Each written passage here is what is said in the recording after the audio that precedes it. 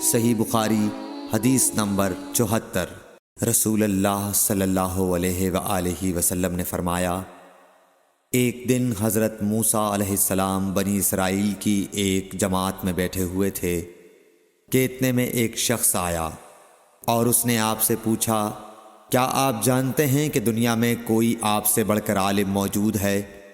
حضرت موسیٰ علیہ السلام نے فرمایا، نہیں۔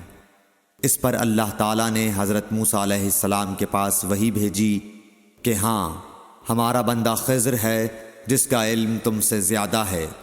حضرت موسیٰ علیہ السلام نے اللہ سے دریافت کیا کہ خضر علیہ السلام سے ملنے کی کیا صورت ہے؟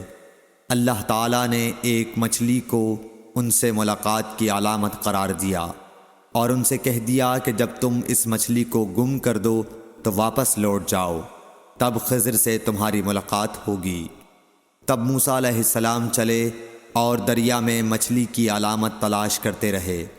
اس وقت ان کے ساتھی نے کہا، جب ہم پتھر کے پاس تھے کیا آپ نے دیکھا تھا؟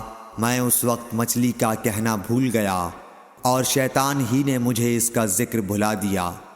موسیٰ علیہ السلام نے کہا، اسی مقام کی ہمیں تلاش تھی۔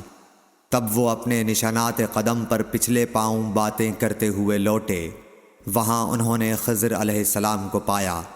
پھر ان کا وہی قصہ ہے جو اللہ نے اپنی کتاب قرآن میں بیان کیا ہے۔